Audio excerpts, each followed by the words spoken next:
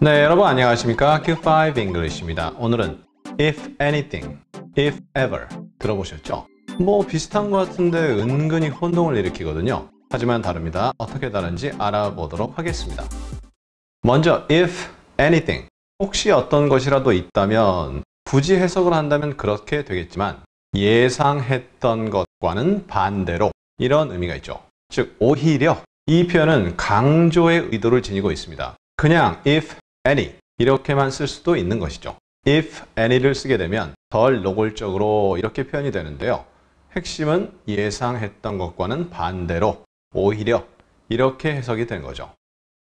그럼 if ever, 혹시 한 번이라도, 이것은 역시 직역이죠. 그럼 어떤 의미가 있죠? 일어날 가능성이 거의 없는, 혹은 일어난다 하더라도 아주 짧게 그렇게 일어난다 라는 의미가 있습니다. if ever는 주로 rarely, scarcely, hardly, seldom 등 부정어와 같이 쓰이는 것이 일반적입니다.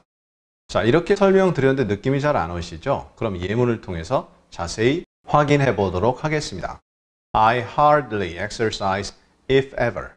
나 거의 운동 안 한다. hardly라는 것은 거의 뭐뭐 안 타죠. 그럼 나 거의 운동 안 한다. if ever, 혹시라 하더라도. 그러니까 이 말은 한다 하더라도 굉장히 짧게 운동하고 운동 거의 안 한다 해서 if ever만 가지고 하는 것이 아니라 앞에 hardly까지 연결하는 거죠.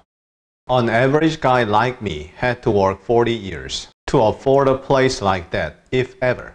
나와 같은 평균 사람은, 이게 직역이죠. 그러니까 나 같은 보통 사람은 40년을 일해야 된다 이거죠. A place like that, 이러한 장소를 afford 하려고 한다면, 즉 어떤 집에 가는데 집이 참 멋지고 좋아요. 야, 이런 거 살려면 나 같은 평균 사람은, 보통 사람은 40년을 일해야 된다. if ever. 혹시라도 가능성이 있다면. 물론 여기서는 부정어와 같이 쓰이지 않았습니다. 하지만 an average guy like me, 나와 같은 보통 사람은 if ever, 아무리 노력한다 하더라도 그럴 가능성이 없다라는 느낌으로 전달이 될 수 있죠. 그러니까 무조건 꼭 부정어와 쓰여야 된다. 그런 경우는 아니지만 대부분의 경우 부정어와 쓰일 수 있다. 이렇게 정리하시면 될 것 같습니다. She rarely, if ever, cleans a room. 이번에는 if ever가 중간으로 왔네요. 그래서 그 여자는 거의 자신의 방을 청소하지 않는다. 청소한다 하더라도 되게 짧게 하고 끝낸다. 이러한 느낌으로 전달이 될 수 있습니다. She is not kind. If anything, she is quite rude. 그 여자 친절하지 않아요. 오히려 예상했던 것과는 반대로 상당히 무례하다. 그러니까 두 문장을 연결하면서 중간에 이렇게 연결고리로서 if anything을 사용할 수 있는 거죠. 친절하지 않다, 오히려 무례하다.